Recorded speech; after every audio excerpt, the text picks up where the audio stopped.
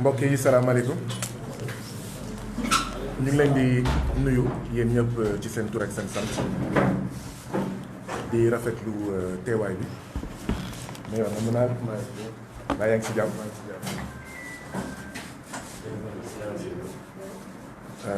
waaw téléphone yi kon silencieux wala vibreur surtout ñun ñii étudiants yi gars yi ñun étudiants yi suñu téléphone nañ ko def vibreur wala silencieux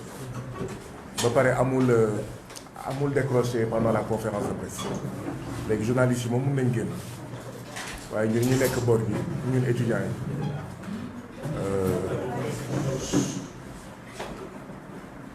nañu def suñu téléphone vibreur ak silencieux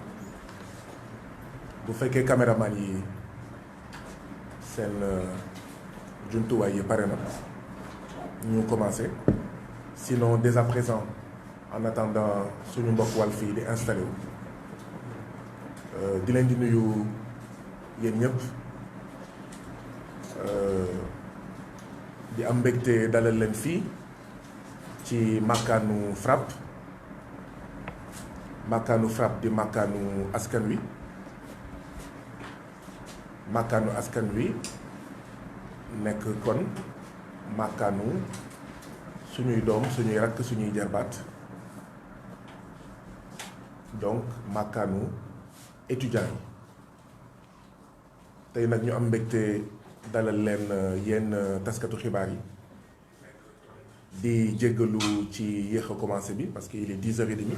te 10h la ñu waxoon la ñuy commencé waaye defe naa ne Sénégal yëpp xam nañ ne li ëpp ci journalistes yi altine dañuy dem réunion de rédaction ba pare soog a lijjanti seen bopp soo ko mën a dem sur le terrain donc suñu yéex a commencé bi nekkul dara lu dul jéem a muñal ñi nga xam ne ñoo ñu woo te nañu ñu ngi ci yoon bi réunion de rédaction wala embouteillage moo leen xawoon téye donc waaye dañuy commencé mënuñu xaar ñëpp donc ñeneen ñi fekk ñu ci liggéey bi donc ginnaaw bu ñu dalalee suñu mbokk taskatu xibaar yi di gërëm ci seen teewaay ñu dalal itam suñu mbokk étudiants yi suñuy rakk suñuy jarbaat suñuy doom étudiants yi étudiantes et étudiants yi nga xam ne ñoo nekk ci daara ju kawe ji ñuy woowee université numérique Cheikh Hamidou Kane université numérique Cheikh Hamidou Kane ndax caméraman yëpp pare nañ université numérique Cheikh Hamidou Kane la étudiants yi bokk ñi nga xam ne xëy na dañoo jaaxle ci tur bi wala miinuñu tur bi nañu fàttaliku rek ne université numérique Cheikh Hamidou Kane moo nekkoon lu ñu doon woowee UVS université virtuelle du Sénégal may fàttali ne université virtuelle du Sénégal mooy ñaareelu université bi gën a am doole ci wàllu limu étudiant limu ndongo ci Sénégal ginnaaw université Cheikh Anta Diop bu Ndakaaru ci wàllu lim ñaareelu université bu Sénégal mu ngi tudd université numérique Cheikh Hamidou Kane te bu ñu moytuwulee fii ak ay at tuuti rek yàggatul moo nar a nekk université première université ci wàllu lim ci Sénégal waaye bu ñu sañoon université numérique Cheikh Hamidou Kane mi nga xam ne ci wàllu lim mooy deuxième université bu Sénégal bu ñu sañoon ñun waa FRAPP mu nekk itam deuxième université bu Sénégal ci wàllu jumtuwaay ci wàllu bànneexu étudiant ci wàllu tedd nga étudiant maanaam bien-être bonheur ak conditions yi nga xam ne dajale nañ ko ngir ñu mën a wax ne université numérique bu Cheikh Hamidou Kane nekk na aljana étudiant bu ñu sañoon université numérique Cheikh Hamidou Kane nekk ñaareelu université ci wàllu bien-être étudiant bu nekkul première université li am mooy université numérique Cheikh Hamidou Kane mooy safara étudiant ci Sénégal waaw université numérique Cheikh Hamidou Kane mooy université bi nga xam ne étudiants yi ci la ñu gën a sonnee ci la ñu gën a toroxee ci la ñu gën a dammee ci la ñu gën a tàyyee ci la ñu gën a sonnee dem na ba tey jii nii ku ñu wax ne orienté nañ la université numérique Cheikh Hamidou Kane nga jël say loxo yenu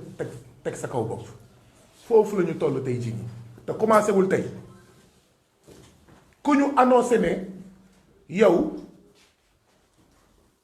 étudiant wala nouveau bachelier orienté nañ la université numérique Cheikh Hamidou Kane ex UVS ex université virtuelle du Sénégal mu ngi mel nii dañ lay yëgal dëcc da nga am dëcc ku ñu wax sa doom orienté nañ ko université numérique Cheikh Hamidou Kane yow waajur mu ngi mel ni da nga am dëcc foofu lañu toll moo tax tey ñun waa FRAPP moo tax tey man Guy Marius Sagna élu du peuple sénégalais représentant du peuple sénégalais député à l'Assemblée nationale ñu ñëw tey nekk suñu wetu rakk suñu wetu jarbaat suñu wetu doom yi nekk étudiant ndongo daara université numérique Cheikh Hamidou Kane lan moo xew ci université boobu fii ci étudiants yi am na étudiants yi nekk lu ñuy woowee promotion 10 ak promotion 9 waa promotion 10 P10 étudiants yi soog a egsi seen vibreur seen téléphone vibreur wala silencieux ñi nekk ci bunt bi képp kuy waaj a dugg ngeen wax ko mu def son téléphone vibreur wala silencieux waa promotion 10 muy P10 ñoom mooy ñi nga xam ne ñu ngi am seen bac 2022 maanaam session de juillet baccalauréat 2022 maanaam daaw ci at bi la ñu am bac gis ngeen ne depuis quelques heures ñu ngi annoncé résultat bac 2023 waa P10 ba tey commencé gu ñu cours déggu leen ma de waa P10 am bac juillet 2022 résultat baccalauréat 2023 commencé na daanu ba ñu naan école bi am na nangam admissible am na nangam d'office am na nangam mention passable mention xawma très bien ak ñoom seen ñoom ñii amoon bac daaw seen rak yii commencé am bac ren ñoom ba léegi nekk université numérique Cheikh Hamidou Kane commencé gu ñu cours dafa gu ñu benn cours mbokk yi xam ngeen ne lii du jàmm mbokk yi ma waxaat ko fii tous les moyens de l'État nañ ko utiliser jëmale ko ci askan wi dogu ak xarañ détermination volonté bi Macky Sall am pour tëj doomu jàmbur pour tëj Ousmane Sonko na jël moyens yooyu utiliser ko ngir ñii ñu mun commencer cours ngir étudiants yi nekk ci bànneex bu defoon le 10e des efforts yi mu def pour diw du nekk candidat diw naa ko tëj kaso bu defoon le 10e de ses efforts ci université numérique Cheikh Hamidou Kane kon tey jii nii ñii ñu ngi vacances kon waa P10 ñu ngi vacances lii moo ñu fi indi tey lii moo tax man député du peuple sénégalais ma toog fii seen wet ñun waa FRAPP ñu toog fii seen wet pour wax leen ne vous avez notre solidarité pleine et entière et pour interpeller le gouvernement du Sénégal interpeller président Macky Sall Amadou Sall di doom ci président Macky Sall bu nekkoon université numérique Cheikh Hamidou Kane kon université Cheikh Hamidou Kane nekk université bu gën a baax ci Sénégal kon dafa am Amadou Sall am ndey ak am baay ak Fatou Mamadou Doudou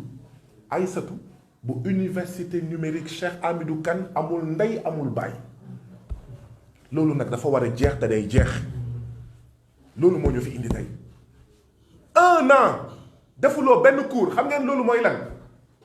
yéen ñii di journaliste ñi gën a mag ak ñi ñuy seetaan ñi gën a mag yaa ngi di fàttaliku jamono Abdou Diouf ñu naan année blanche ay grève yu métti moo doon waral ñu ne waaw année blanche parce que li ñu def ci cours néew na néew boo xam ne li ñu def ci ay waxtu cours ay heure de cours ay quantum horaire néew na néew boo xam ne kenn mënul def sax examen muy année blanche. En réalité président Macky Sall dafa imposer suñuy doom suñuy rakk suñuy jarbaat yi nekk université numérique Cheikh Hamidou Kane une année blanche. mbir nañ ko jox turam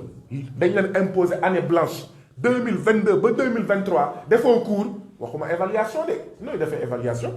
nooy defee examen defoo cours année blanche la kon bu ñuy xayma Sénégal yan année moo amoon année blanche bu ñu rek dellu ci président Abdou Diouf nañ ci boole président Macky Sall ndaxte étudiants yi nekk université virtuelle du Sénégal P10 année blanche. fan yële passé ndaxte université virtuelle du Sénégal comme tur bi day wuyoo turam donc enseignement à distance la bu ñu waxee enseignement à distance wax ne foog nga jëfandikoo ay xarala machine ordinateur modem connexion ak ñoom seen fan yële passé état bi moo ko war a jox étudiants yi mu orienté foofu fan yële passé gouvernement bu Sénégal di joxe ay machine waa P10 ñu dem ba ci biir ñu ne rupture de stock machine yi jeex na joxe modem ñu ne rupture de stock ñu joxe ñu ne rupture de stock tey jii nii li ëpp ci étudiants yi waa P10 amuñu machine amuñu modem amuñu tous moo tax cours yi commencé wul ana machine yi ñoom ñoo ko lekk gouvernement Macky Sall ñoo lekk machine étudiants yi ana modem yi ñoom ñoo ko lekk maanaam ñoo sàcc machine étudiants yi ñoo sàcc modem lan mooy sàcc mooy au lieu nga jël xaalisu askan wi dugal ko ci étudiants yi nga jël 8 milliards 10 milliards dugal ko palais présidentiel muy ay fonds politique loolu la neex nga def ci amul contrôle say militants bu ñu ñëwee nga jël 50 millions ne 50 millions passe luy ñoom ñoo ko lekk taxawal ay kuréel yu mel ni HCCT conseil économique social et environnemental yu ñàkk fayda amul benn njëriñ tey boo leen gasoon du amul luy changé sénégalais yi duñ ko sax yëgal seen yaram tey jii bu ñu tasoon conseil économique social et environnemental ak HCCT dugal xaalis bi foofu ñu naan déet ñu ne président assemblée nationale am na 500 millions de fonds politiques maanaam weer bu nekk 50 millions yoo xam ne lu ko neex mu def ci du ci rendre compte kenn 500 millions fonds politiques assemblée nationale doo ko dugal ci ëllëgu Sénégal doo ko dugal ci université virtuelle du Sénégal doo ko dugal ci Gaston Berger bu Saint-Louis dégg naa ay coupure moo fa nekk ay ndoxu foos yu wala ngaan waa UGB nekku leen fi waaye ñu ngi leen di xalaat ndaxte étudiant Sénégal benn la nous sommes solidaires avec vous mais xëy na loolu beneen conférence de presse la lii mooy ñoom ñoo lekk ñoo sàcc xaalisu étudiants yi xaalisu machines yi moo tax muy am rupture de stock ndaxte xam nga ñaata ngay orienté université virtuelle plutôt université numérique or marathon budgétaire bi ñuy waxtaanee assemblée nationale pour budget 2024 plutôt 2023 octobre la woon yaa ngi di fàttaliku yéen vous étiez tous à l'assemblée nationale octobre novembre ak décembre la ñu waxtaanee kër bi ñuy woowee Sénégal ñaata la ñuy sóor ñaata potu ceeb la ñuy sóor ngir atum 2023 waa xanaa bi ñuy waxtaan octobre novembre décembre 2022 ci ñaata la ñuy sóor atum lëmm 2023 ñaata potu ceeb xanaa sóoraale wu ñu woon suñuy doom ndax ñoom seen doom nekkul université numérique Cheikh Hamidou Kane yëfu tappale la nañu jox machine yi suñuy doom suñuy jarbaat ak suñuy rakk nañu jox modem yi ak connexion yi léegi nag ñu ne mais cours yi day commencer te li ëpp ci étudiant promotion 10 bu université numérique Cheikh Hamidou Kane jotuñu machine joxuñu modem ñu ne cours yi day commencer ma ne étudiants yi jot seen machine waruñu nangoo sax ñoom cours yi commencer étudiants yi jot machine waruñu nangoo bu dee ay sénégalais lañu bu dee duñu ay traître ñoom sax waruñu nangu cours yi commencer te fekk li ëpp ci seeni mbokk étudiant jotuñu machine jotuñu loolu féewale la te waruñu nangu ñu féewale ñu ñun étudiants la famille estudiantine elle est une elle doit être indivisible waruñu nangu ñu ñuy féewale di ñu xaaj di ñu diviser pour mieux régner gouvernement du Sénégal lu muy def du dëgg du yoon naka la mu ne naan xawma dañuy commencer cours te jotuñu machine kon lii moo ñu fi indi promotion 10 ñun jàmm ak salaam la ñu bëgg nañu commencer cours yi waaye à condition que ñëpp jot seen machine ñëpp jot seen modem ñëpp jot seen connexion promotion 10 muy P10 mu ngi fi waaye déggoon ngeen ma ne leen P9 mu ngi fi muy promotion 9 promotion 9 mooy ñi nga xam ne dañoo am bac 2021 ñu ngi 2023 2021 ba tey ñoom ñoo ngi licence 1 ñu ngi am bac 2021 seen rak am bac 2022 ñoom ñooy P10 seen rakkaati rak ñu ngi nii di commencer am bac ñoom ñu ngi première année licence 1 ba tey maanaam université numérique Cheikh Hamidou Kane amul agenda maanaam li ñu woowee pilotage en vue dañuy avancer rek ñu ne ok tey amul cours tey am na cours vacances yeneen université yi 3 mois de vacances 9 mois de cours boo ñëwee université numérique Cheikh Hamidou Kane 9 mois de vacances 3 mois de cours mais attends y a un problème bu ñu la joxee machine jox la modem état bi jox la connexion boo xam ne boo defee benn cours mu jeex boo defee ñaari cours mu jeex machine yu mu lay jox ay machine u 5e main la ndaxte amul benn capacité boo si defee tuuti ay données rek tuuti cours rek mu fees dell ndax lan surfacturation di sàcc naan machine bi 300000 lañ ko jëndee 400000 fekk ne 75000 wala 100000 lañ ko jëndee ay machine u 10e main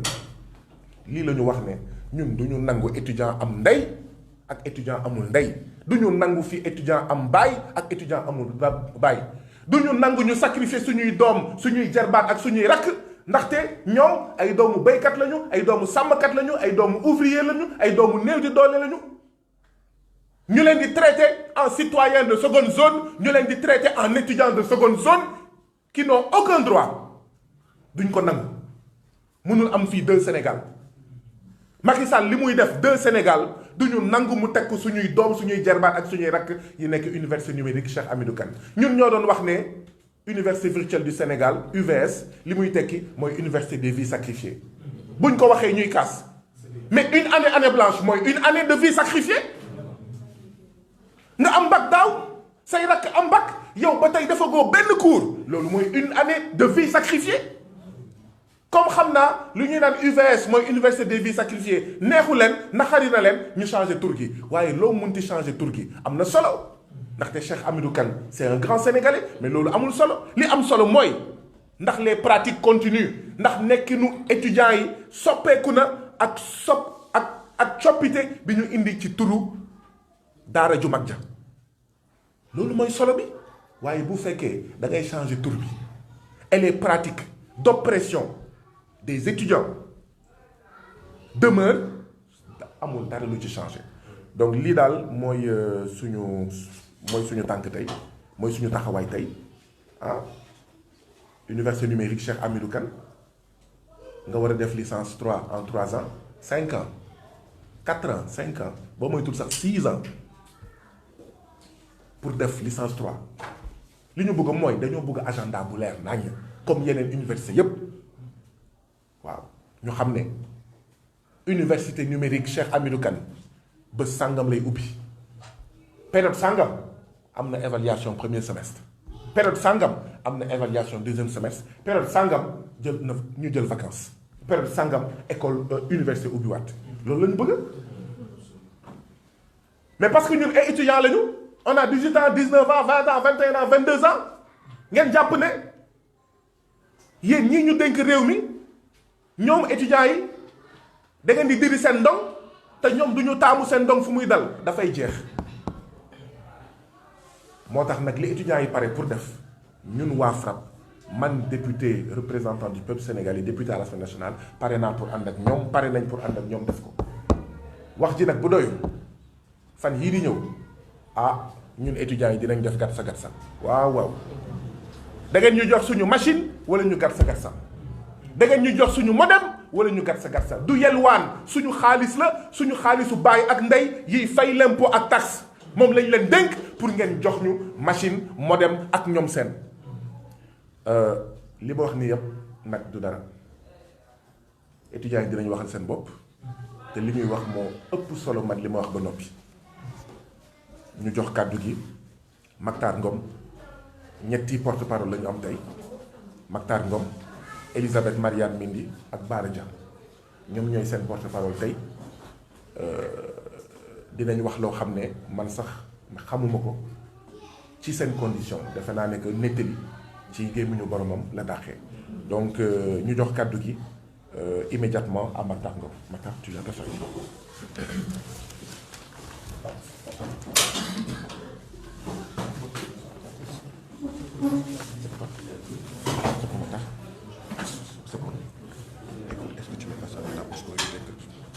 waaw ñu jox kàddu gi kon Mactar Ngom Mactar Ngom mu ngi bokk ci promotion 10 muy P10 bi ma doon wax sànq ne ñoom ñoo am bac daaw ba tey commencé gu ñu cours ñu imposer leen année blanche Mactar Ngom bismillah. salaamaaleykum nuyu nañ leen yéen ñëpp tur bi Mactar Ngom la nekk université Cheikh Hamidou Kane bokk ci promotion 10 li ñu fi indi tey mooy situation bu Cheikh Hamidou Kane ak manque de respect manque de considération bu waa université Cheikh Hamidou Kane am ci seeni étudiants ndax ñun ñu bokk P10 bi ñu amee bac depuis 2021 ba léegi defaguñu benn cours ndax ñenn ñi jotuñu seeni machine ñenn ñi amuñu accès ci plateforme bi te modem bi aussi tamit activé wuñu benn compte benn puce ñu ñëw leen ci quelques chiffres yi nga xamante ni am nañ ko ndax soo xoolee première distribution plateforme yi ñu ngi ko doon def mardi le 14 mars 2021 donc toog nañ ba 14 mars ñuy soog a def seen première distribution ñàkk respect bi foofu la tàmbalee ndax mënu ne ñun étudiant lañ ñu bëgg a toog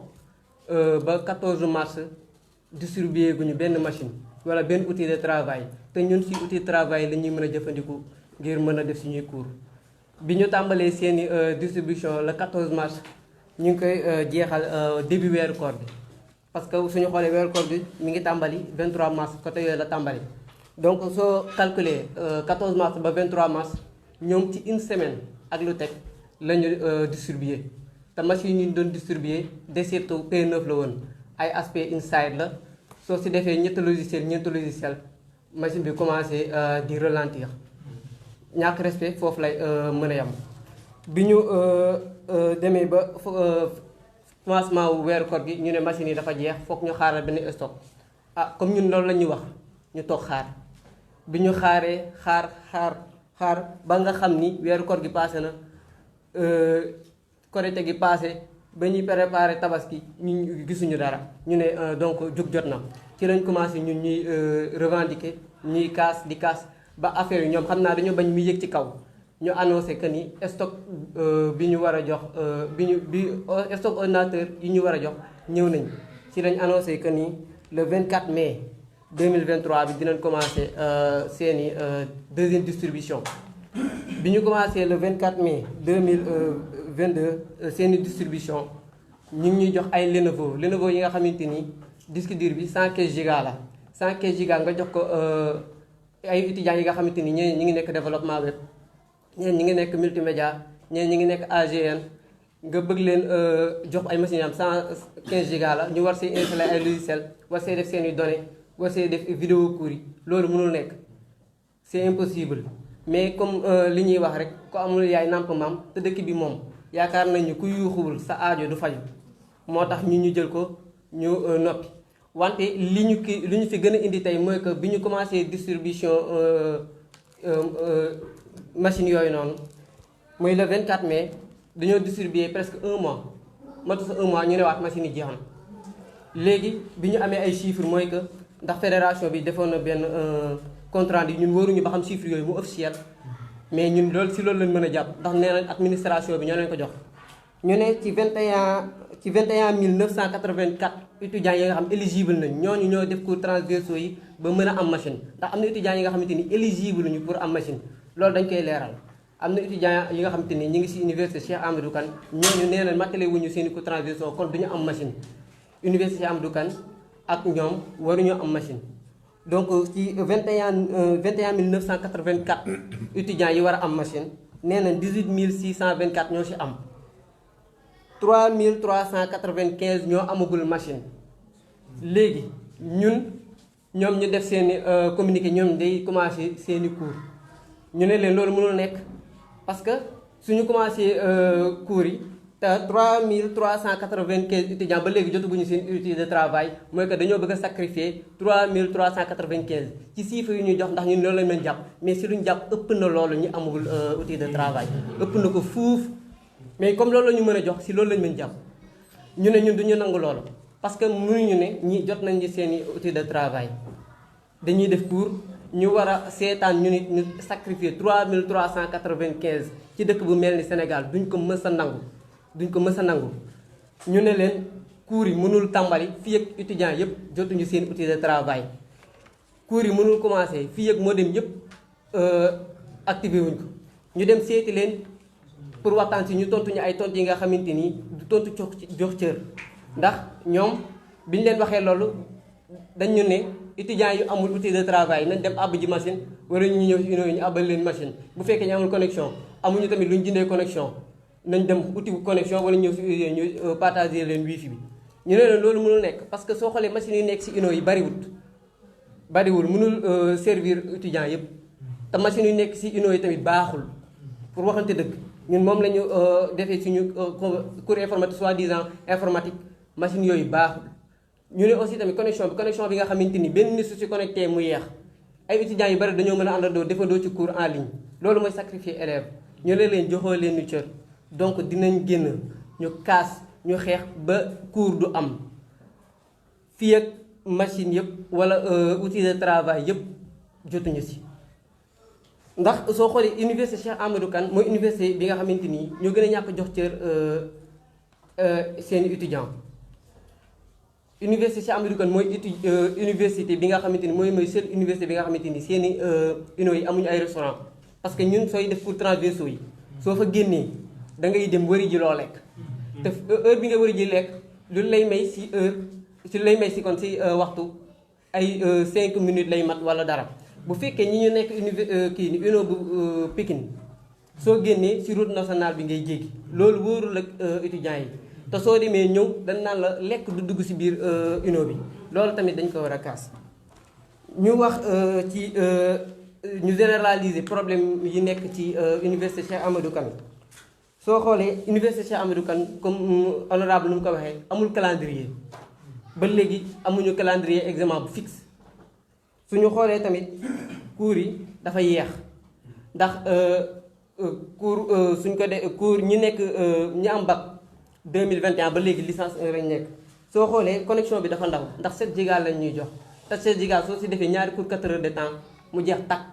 te fan yële passé sax dañoo amoon problème ak opérateur bi leen di jox duñu tudd turu opérateur bi mais ak opérateur bi leen jox connexion ndax nee na dañoo am problème ak licence ak genre yooyu la état am problème ak opérateur bi ñun mënuñ ñoo jot suñu connexion loolu war nañ ko xoolaat bu ñu soo xoolee P10 yi ba léegi am na ñi nga xam ne amuñu accès ci plateforme yi am nañ parce que dañuy amee problème mu mot de passe ñi xamaguñu ni ñu utiliser plateforme yi parce que affaire yi dafa doy waar ndax ñun bi ñu leen seetee pour ñu jox ñu ay quelques information ci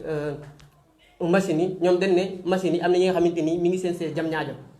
ba léegi ñëwagut parce que dañ ko war a jox UNO yi ñu tasaare ko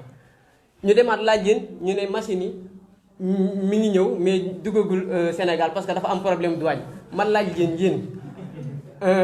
ñi fi ne est-ce que état mën na am problème de douanement ci ay machines yoo xamante ni dañ ko war a jox ay étudiants ay machines yoo xamante ni université moo ko est-ce que état mën na am problème boobu ñu leen koy laaj. di wax ni kenn ni kàddu yi duñ ko guddal mais li ñuy wax mooy que ñun li ñu bëgg mooy que cours yi ñu repousser ko bu ñu tàmbali benn cours étudiants yi ñu leen di lancer appel que ni solidarité dafa war a am ñu jotul machine nañu boycotté cours yi fii ak ñi joxe machine yëpp étudiants yëpp am seen outil de travail ndax solidarité dafa baax ñu leen di gërëm di leen di sant jërëjëf. d'accord jërëjëf Mactar Ngom ginnaaw Mactar Ngom ñu jox kàddu gi Elisabeth Mariane Mendy.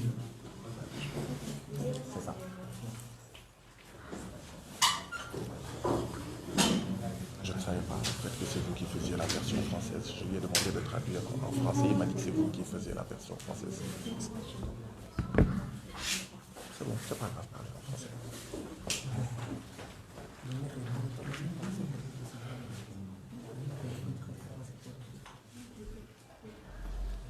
Elisabeth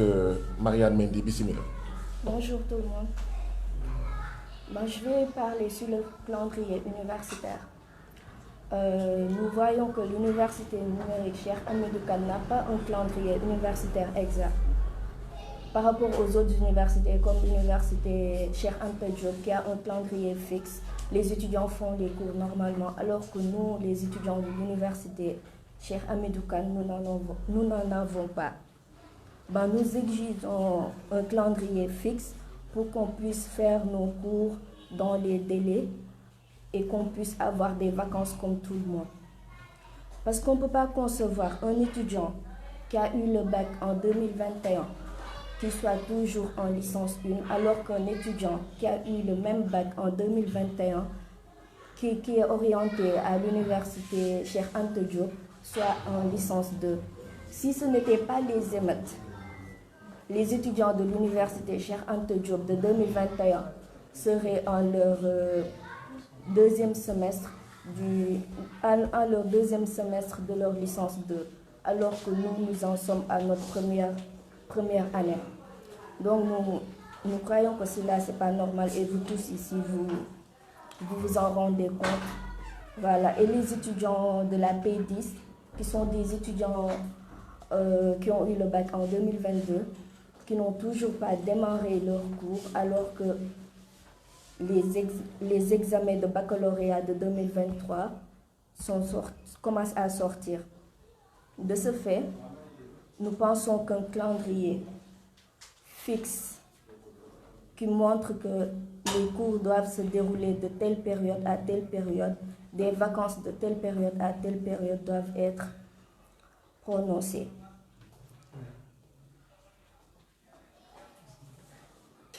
Dans le règlement de l'université numérique, ils ont mentionné un calendrier qui n'est pas respecté. Et nous voudrions que ce calendrier soit respecté pour qu'on puisse aller en licence 2, pour qu'on puisse faire notre licence en 3 ans, alors au lieu de le faire en 5 ans. Merci. Jërëjëf Elisabeth Mariane Mendy. Il faut intervertir avec l'autre. Bara c'est le bras, ce qui est bon. Voilà. ñu jox kàddu gi Bara Dia. Ginnaaw Mactar Ngom ak ginnaaw Elisabeth Mariane Mendy mi nga xam ne moo jël kàddu gi sànq. Troisième porte-parole étudiant université numérique Cheikh Hamidou Kane mooy Bara Dia. Bara Dia, bismillah. Voilà. Bonjour à tout le monde. Donc je vais commencer juste par 2 points.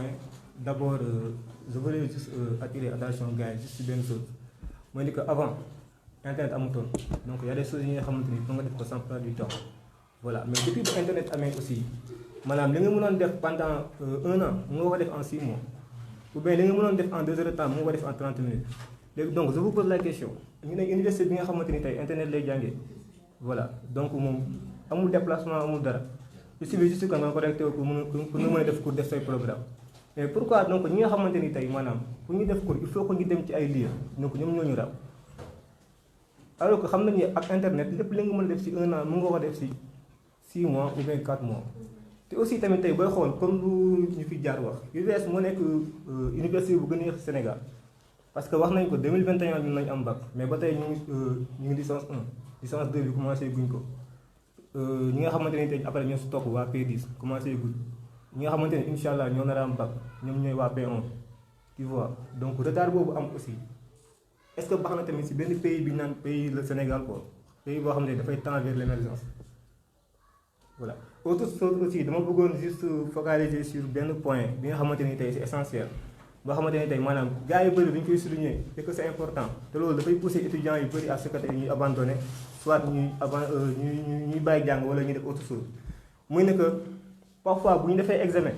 vous savez dans les examens dafa am deux choses bu fekkee pour UVS maanaam dafa am matière yi nga xamante ne da nga koy def en ligne yoo xamante ne tamit c'est écrit donc pour yi ngay def en ligne non seulement boo nekkee en ligne foofu noonu def nga kii bi matière bi déjà foofu sa présence bi foofu aussi boo génnee balaa nga ñibbi da ngay émarger aussi que tamit yeneen matières yi nga xamante ni tamit da nga koy bind boo génnee da ngay émarger donc déjà bu examen yi pare ça prend du temps pour que résultat yi génn d'accord mais bu résultat yi génne parfois dañuy seetlu ni que étudiants yi maanaam ki nga xamante ni tey def naa examen bi aussi parfois du am note te pourtant def nga ko en ligne te aussi tamit émarger nga voilà. de même que aussi tamit parfois sax dañu naan la defuloo examen bi alors que def nga ko donc dañ ne UVS la mais lépp en ligne la puisque jàng bi en ligne la kay donc je pense que réclamation bi ngay def mën nga ko def en ligne mais non boo defee en ligne parfois sax duñ ko traité wala parfois ñun ñoo lay exiger matière yi nga xamante ni tey moom nga war a réclamer ci étudiant bi nga xamante ni tey da ngaa toog jàng tu vois et aussi tamit pour nga réclamer parfois il faut nga dem ba siège bu nekk Liberté 6 et que loolu ça prend du temps et que ñëpp mënuñu am même moyen boobu. Voilà donc tey booy xool ñun suñu promotion étudiants yu bëri dañoo abandonné à cause de quoi parce que dañu def erreur seen note am na ñoo xamante ni tey daf nañ réclamation ils ont traité c'est bien mais booy xool ñi am na ñoo xamante ni tey daf nañ réclamation mais gars yi dañu ko traité wu. voilà donc tey je me dis que tey étudiant bi tey bu toogee élémentaire ba ñëw ba terminal mu am bac donc je pense que warul abandonné juste pour ay question de mauvaise note et tout je pense que tey ñun suñu ay note je pense que mën nañu ko traité le normal. parce que ñun UVS loolu mooy suñu problème te étudiant boo gis tey la plupart naan la samay note dafa am erreur réclamé naa mais rien du tout imagine toi nga def examen nga ñëw ñu defal la case vide alors que tout un champ que tu l'as fait en fait donc loolu mooy suñu problème te aussi je voulais juste préciser benn chose tamit muy pour la promotion P10 bon instant bi dañ ne majorité bi jot nañ seen ay outils de travail mais si biir majorité boobu am na ñoo xamante ni seen ay modèles activé buñ ko parce que ñun d'après lu ñu waxoon daaw ñun waa P9 dañu ne woon opérateur bi par jour 100 modem la mën a activer voilà donc mais pourquoi pas ñoom ñu xaar ba gars yi activer modem yëpp ñu commencé seen cours yi mais non dañuy joxe seen date gars yi commencé cours yi mais cours yi bu ñu ko commencé am na ñi nga xamante ni tey comme tey su ma jëlee exemple P10 ñoom comprendre guñ plateforme bi déjà mais ki nga xamante ni tey comprendre wul tey dara benn programme yow nga devancé ko kooku après nan lay def ba comprendre wala pour mu comprendre problème lay doon c'est parce que gars yi war nañu mën a jàppale si côté boobu quoi vraiment tamit maa ngi lancé appel bu ñu mënee jàppale si côté boobu dinañu arrangé trop d'abord ñu taxaw waa P10 parce que suñu ay rakk lañu aussi tamit temps bi xaaru leen vraiment parce que yow tey li ngay toog temps bi ngay toog di ko perte aussi di xaar say outils et tout temps boobu mu ngi dem ñeneen ñu ngi jàng te yow yaa ngi dellu ginnaaw aussi donc man loolu laa amoon lu may wax te aussi problème notes yi aussi bu ñu si mënee jàppale tamit dina baax trop vraiment merci. Vous êtes d'accord avec ça? Bar, viens. Bar, viens.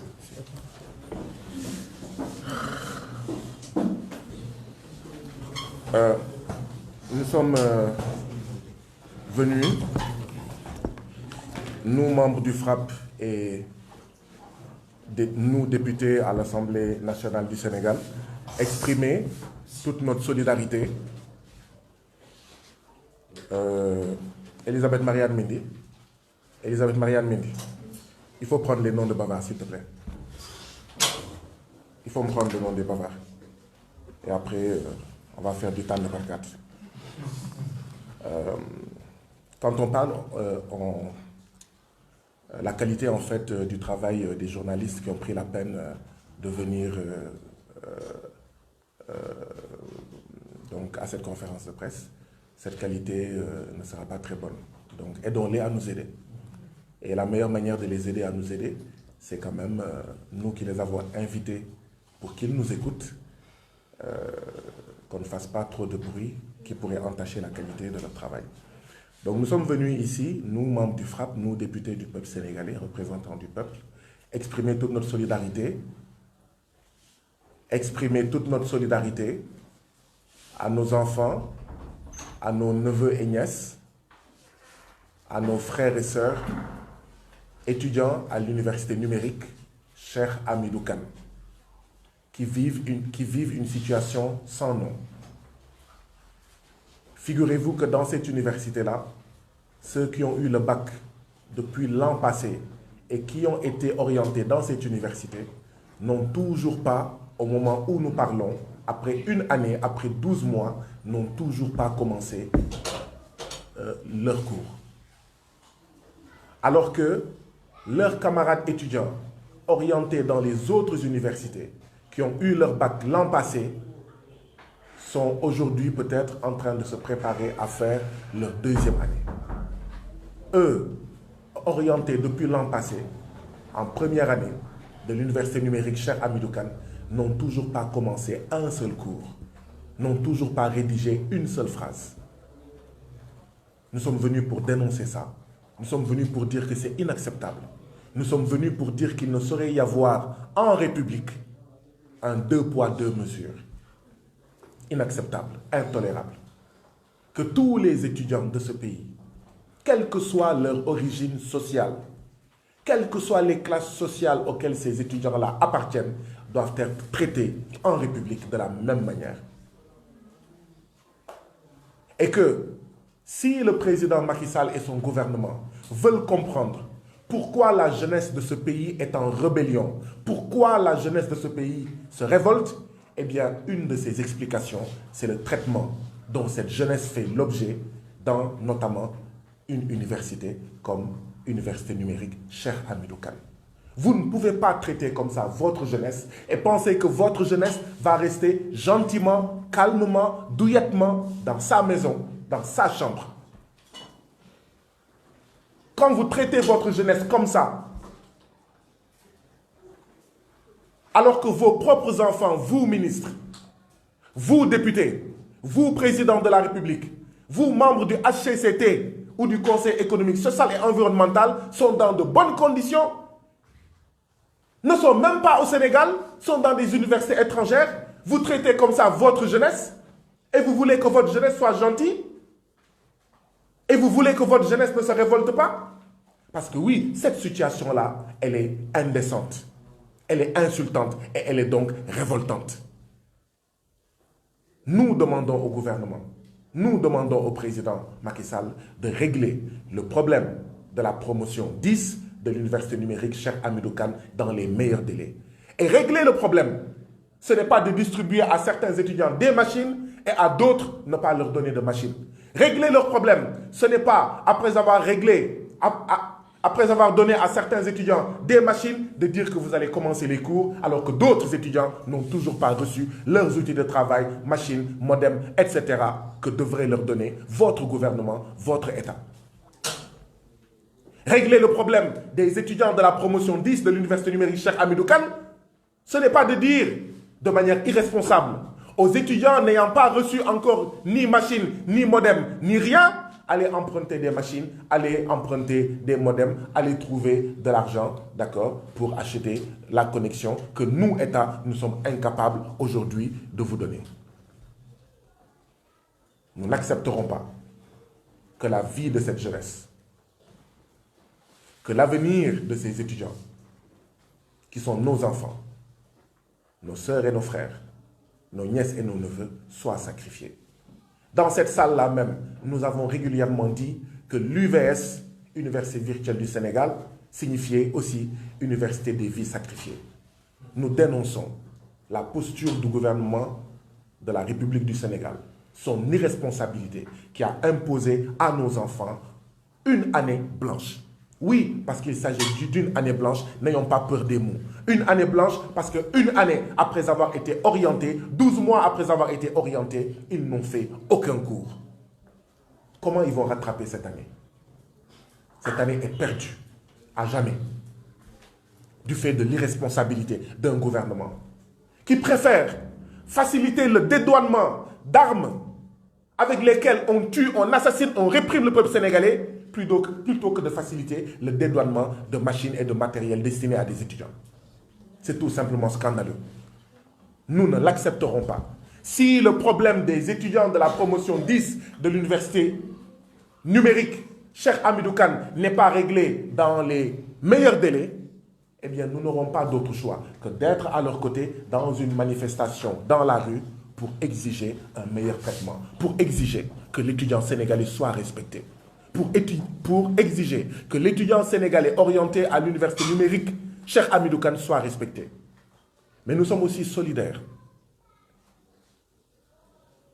aux étudiants de la promotion 9 de l'Université virtuelle du Sénégal, qui, eux, ont eu le bac en 2021 et qui, jusqu'à présent, se trouvent en licence 1, c'est-à-dire se trouvent toujours en première année. Alors que leurs camarades, avec lesquels ils ont eu le bac la même année, avec lesquels ils ont été orientés la même année, bah, aujourd'hui, ils sont en licence 2. Eux, ils sont toujours en première année.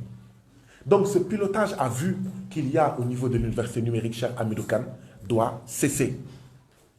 Ces étudiants-là veulent savoir quand est-ce que l'université ouvre, quand est-ce que les cours commencent, quand est-ce que les évaluations commencent, quand est-ce que ce sera la fin du premier semestre, quand est-ce que ce sera le démarrage du deuxième semestre, quand est-ce que ce sera la fin du deuxième semestre et quand est-ce que ce sera le début des vacances, quand est-ce que ça sera l'ouverture l'année universitaire prochaine. Une université, ce n'est pas une boutique. Et même une boutique, elle se gère de manière sérieuse. Même ma mère qui a une table dans la rue qui vend des arachides, du bissap et tutti quanti, cette table-là, elle la gère de manière rigoureuse. Comment est-ce qu'on peut gérer de manière aussi dans un pilotage à vue, d'accord, l'avenir de ce pays? Parce que ces étudiants, cette jeunesse sont l'avenir, en fait, de ce pays-là. Nous sommes venus donc interpeller le gouvernement du Sénégal. Et c'est pourquoi nous continuerons à demander, à dénoncer le fait que, au moment où nos frères et sœurs, nos enfants, nos nièces et nos neveux n'ont pas de machine, n'ont pas de modem, le budget de l'Assemblée nationale depuis septembre 2022 de 26 milliards n'est pas contrôlé. Est-ce que c'est étonnant que nos enfants ne reçoivent pas leur machine? Quand 26 milliards de l'Assemblée nationale ne sont pas contrôlés, les députés refusent le contrôle de ce budget. Comment est-ce qu'on peut être dans un pays comme ça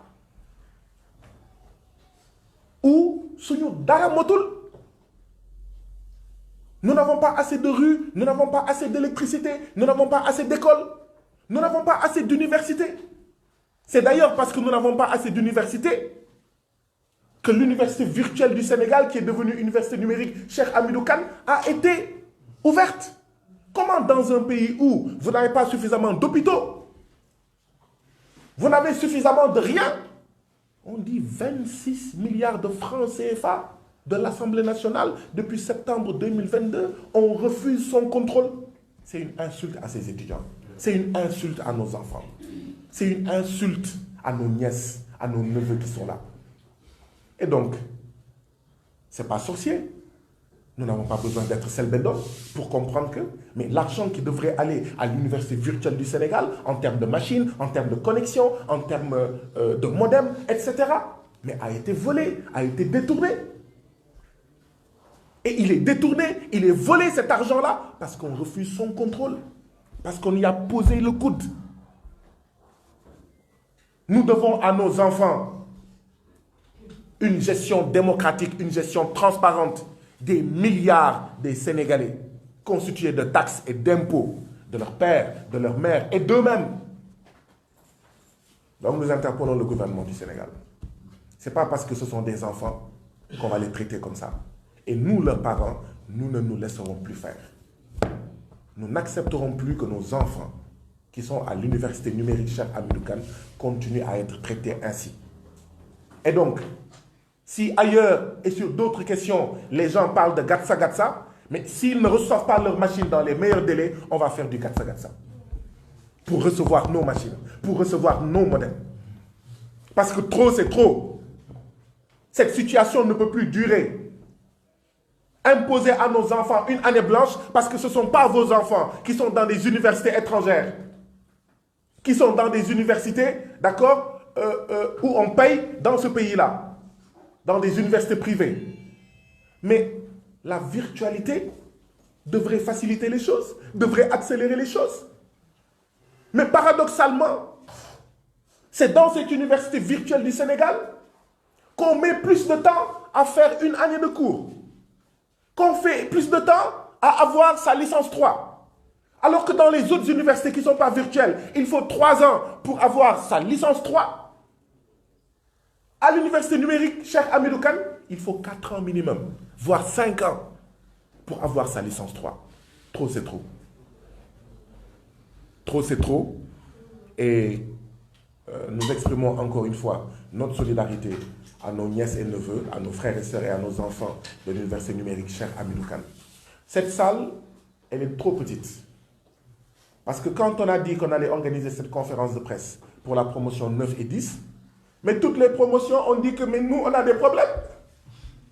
Il faut parler de toutes les promotions. Nous, promotion 7, on a des problèmes. Nous, promotion 8, on a des problèmes.